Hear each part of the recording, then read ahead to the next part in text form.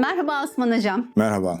Bugün size menopoz ve kalp sağlığı hakkında sorular yöneltmek istiyorum. Menopoz sadece adet döngüsünün sona ermesi değil, aynı zamanda vücudun hormonal, metabolik ve duygusal bir dönüşüm süreci. Beslenmeden spora, stresten tansiyon kontrolüne kadar kalp sağlığımızla ilgili olarak menopoz bizi nasıl etkiler? Bunu bize anlatabilir misiniz? Elbette tabii ki kadın sağlığında çok önemli bir sürecin, bir döngünün başlangıcı menopoz, milat diyebiliriz. Şu açıdan çok önemli bu söylediğim. Başlangıçta özellikle koroner arter hastalığı dediğimiz kalp damar hastalıkları erkeklerde kadınlara göre 3 kat daha fazla görülüyor. Bu süreç kadınlarda östrojen hormonunun koruyucu etkisinden dolayı menopoza kadarki süreci kapsayan bir yüzdelik dilimden bahsediyoruz. Yani kadınlar menopoz öncesi dönemde östrojenin koruyucu etkisi nedeniyle erkeklere göre koroner arter hastalığı riskine 3 kat daha az yakalanıyorlar. Ama menopozun başlamasıyla birlikte yaklaşık 5 yıl, maksimum 10 yıl sonra neredeyse kadınlarla erkeklerin kalp damar hastalıklarına yakalanma riski aynı seviyeye ulaşıyor. Dolayısıyla özellikle menopoz dediğimiz sürecin başlamasıyla birlikte kadın sağlığı ve koroner arter hastalığı başta olmak üzere kalp damar hastalıkları konusu çok daha önemli bir konu haline geliyor. Bu nedenle menopoz konusunu ele almak bence çok uygun bir başlık.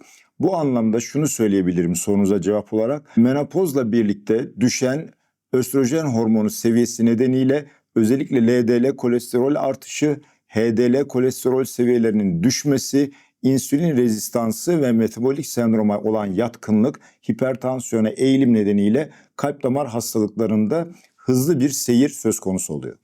Hocam söylediklerinizden anladığım kadarıyla biz kadınlar menopoza girdikten sonra 5 ila 10 yıl içerisinde erkeklerle eşit riske sahip duruma geliyoruz. Evet, maalesef. Maalesef. Perimenopoz döneminden itibaren bu dezavantajımızı ortadan kaldırmak için kalp sağlığı ile ilgili neler yapmalıyız? Evet. Bu da tabii yine çok değerli, güzel bir soru. Menopoz ve bunun erkeklerdeki karşılığı olan andropoz dediğimiz durum fizyolojik durumlar. Bunlardan maalesef kaçış söz konusu değil ama bunların olabildiğince sağlıklı yönetilebilmesi ve ortaya çıkabilecek dezavantajların minimize edilmesi gibi belki durumları konuşmak doğru olabilir. Yani bizim ne kadınlar olarak menopozdan kaçınma ne de erkekler olarak andropozdan kaçınma gibi bir lüksümüz maalesef yok.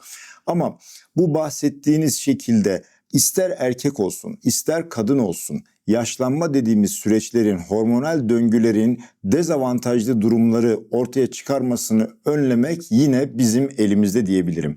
Bu anlamda menopozla ilişkili sorunuza verilecek en güzel cevap şu: yine beslenme alışkanlıklarımıza dikkat etmek. Özellikle protein ağırlıklı beslenmeye özen göstermek, lifli gıdalarla beslenmek, kalp sağlığını koruyucu olduğunu bildiğimiz omega 3 yağı açısından zengin, özellikle balık olabilir, ceviz yağı olabilir veya zeytinyağı olabilir, bu tür gıdaları beslenme rejimimizde ön plana çıkartmak. Onun dışında rafine karbonhidratlardan, yüksek enerjili, yüksek kalorili, basit şekerlerden üretilmiş mamul gıdalardan olabildiğince sakınmak.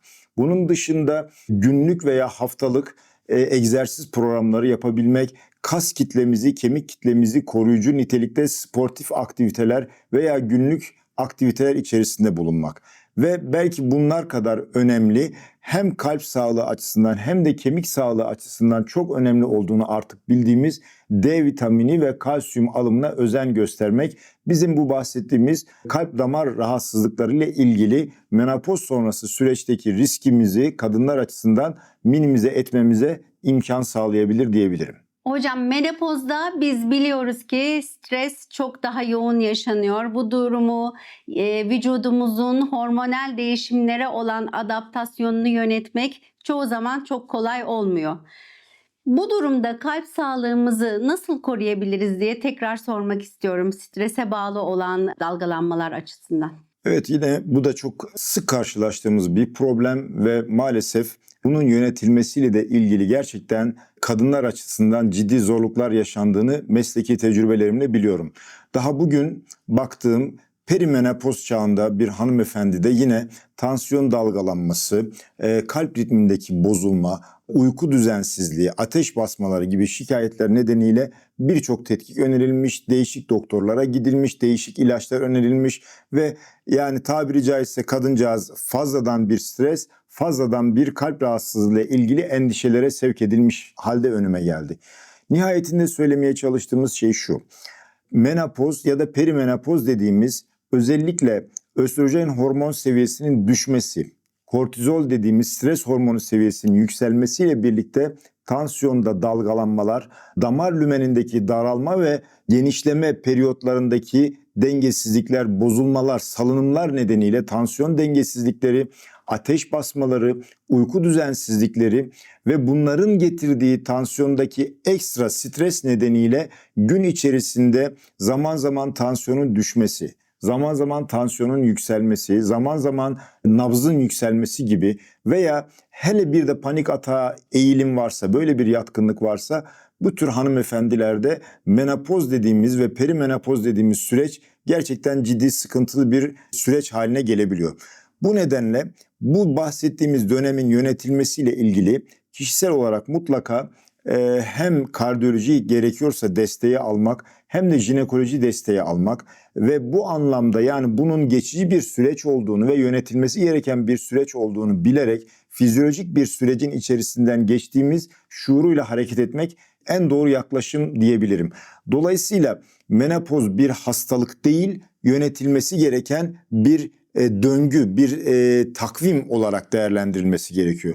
O nedenle ister stres olsun, ister çarpıntı olsun, ister uykusuzluk, isterse tansiyon dengesizliği olsun, bütün bunların hepsinin makul bir çizgide yönetilmesi ve eğer gerekiyorsa profesyonel destek alınması gerekiyor diyebilirim. Hocam biz kadınlar perimenopoz dönemiyle birlikte kilo almaya başlıyoruz. Hatta vücut şeklimiz değişmeye başlıyor. Bu konu hakkında bize ne söylemek istersiniz? Bu kontrolü nasıl yapacağız? Evet, yine bu da çok klasik bir bilgi olacak ama belli bir yaştan sonra erkeklerde sedanter yaşama geçmekle ya da andropozun başlamasıyla birlikte elma tipi obezite, kadınlarda da özellikle basen çevresinde kilo almayla birlikte ortaya çıkan armut tipi obezite dediğimiz durumlar söz konusu. Yine bütün bunların hepsi aslında hormonal değişikliklerle alakalı olduğu kadar bütün bu hormonal aktivitelerdeki değişiklikler metabolizmadaki birçok faktörü de etkilediği için ortaya çıkan en önemli şeylerden birisi bazal metabolizma hızının yavaşlaması. Dolayısıyla siz hem sedanter yaşamaya başladığınız için hem de bazal metabolizma hızınızın düşmesiyle birlikte eğer aynı miktarda kalori alımına devam ederseniz çok hızlı bir şekilde kilo almaya başlıyorsunuz. Bu kilo alma dediğimiz hadise her neredeyse videomuzun konusu haline gelmiş olan bahsettiğimiz metabolik sendrom, insülin direnci veya şeker hastalığına, diyabete eğilim veya hipertansiyon gibi problemlerle sonuçlanacak bir kısır döngünün içerisine sizi sokuyor demektir. Menopozla ya da erkeklerdeki karşılığı andropozla birlikte artık bazal metabolizma hızınızın düşmeye başladığını, hele sizde bir fiziksel aktivite konusunda yani ister bu emeklilik olabilir, isterse yaptığınız işlerde daha senyoraj bir pozisyona gelmekten dolayı daha az aktivite, daha az çalışma gibi bir durum söz konusu ise dikkat etmeniz gereken şeylerden birisi de şu: enerji alımınızı da sizin bazal metabolizmanıza ölçeklendirerek o oranda kısıtlamanız, azaltmanız gerekiyor. Bununla birlikte yine kas ve kemik kitlenizi koruyabilmek adına egzersiz programlarına devam etmeniz gerekiyor. Enerji alımındaki her zaman bahsettiğimiz gibi protein ağırlıklı kaliteli karbonhidratları daha arkaya saklayarak, lifli gıdaları, özellikle sebzeleri öğünümüzün bir parçası yaparak beslenirsek bu bahsettiğimiz süreci kilo alımı konusunda da daha kontrollü, daha sağlıklı bir hale getirebiliriz. Hocam peki hangi besinler menopoz dönemindeki hormonal değişiklikleri dengelemeye yardım eder? Menopoz dönemiyle birlikte östrojen replasman tedavisi yani hormon replasman tedavisinin yapılıp yapılmayacağı konusu ister kadın doğum doktorları isterse endokrin doktorları tarafından pozitifleriyle negatifleriyle tartışıla dursun. Bu benim baktığım noktada aslında profesyonel olarak ilgi alanıma girmiyor. Ama nihayetinde şunu çok rahatlıkla söyleyebilirim ki bazı gıdalar var ki bunlar fitoöstrojen dediğimiz, yani içerdikleri doğal östrojen benzeri preparatlar, maddeler sayesinde bahsettiğimiz menopoz sürecinde östrojen benzeri bir etki, bir katkı sunabiliyor metabolizmaya. Dolayısıyla özellikle bu gıdaların alımı konusunda daha duyarlı olunabilir, daha dikkatli olunabilir. Bunlar beslenmenin, öğünün bir parçası haline gelebilir. Bunlar nelerdir derseniz özellikle keten tohumu olabilir, soya fasulyesi olabilir, mercimek olabilir, nohut olabilir. Bu tür gıdalar bize bu açıdan çok daha faydalı ve destekleyici gıdalar diyebilirim. Onun dışında özellikle folik asit, B grubu vitaminlerin alınması, C vitamini desteği ve D vitamini desteği, magnezyum desteği, kalsiyum desteği hem vitamin hem de mineral açısından vücudun ihtiyaç duyduğu desteği sağlama açısından bu süreçte bizim için çok da faydalı olacaktır diye düşünüyorum. Hocam, menopoz sürecinde beslenme ile ilgili en sık yapılan hatalar nelerdir? Evet, bu konuda da yine ana başlıklardan birisi geç saatte yemek yeme alışkanlığından kurtulmamız gerekiyor.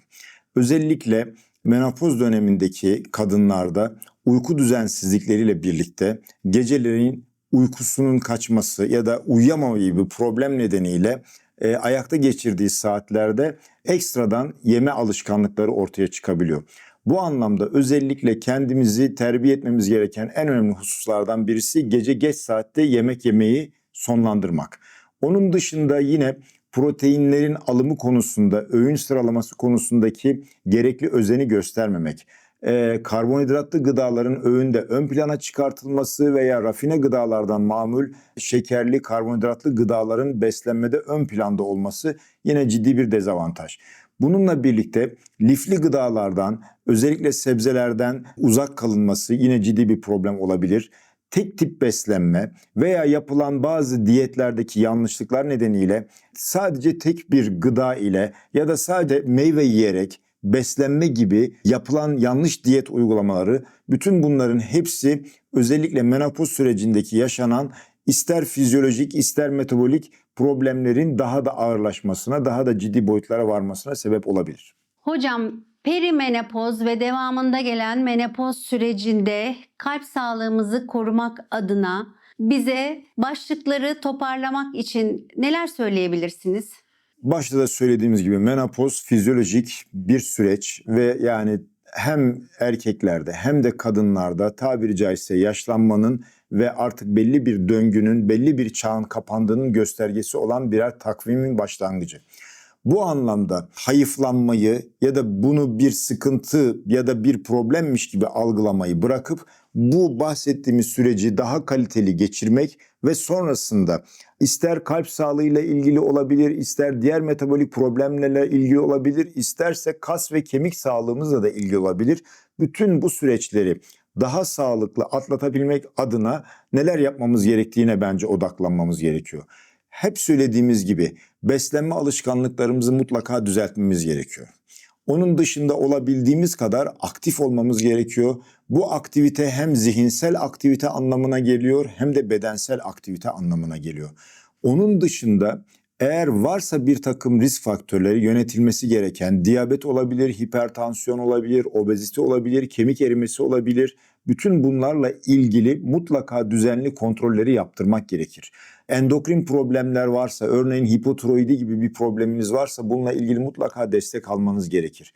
Ve mutlaka periyodik olarak hipertansiyonla alakalı, yüksek kolesterolle alakalı, şeker hastalığı veya insülin direnciyle ilgili problemleriniz varsa ilgili branşların hekimlerinden, uzmanlarından destek almanız belli periyotlarla, örneğin senede bir veya doktorlarınız size 6 ayda bir demişse 6 ayda bir düzenli kontrollerinizi, kan testlerinizi ya da kalple ilgili ekokardiyografi olabilir, efor testi olabilir, rutin kontrollerinizi belli aralıklarla aksatmadan yaptırmanız gerekir.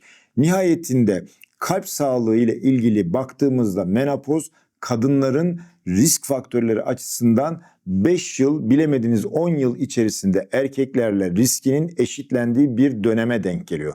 O açıdan olabildiğince bu süreyi uzatabilmek, biraz da bizim tercihlerimizin neticesi diye düşünmemiz gerekiyor. Bu anlamda daha dikkatli, daha duyarlı olmalarını tavsiye ediyorum. Hocam verdiğiniz bilgiler için çok teşekkür ediyorum. Ben teşekkür ederim.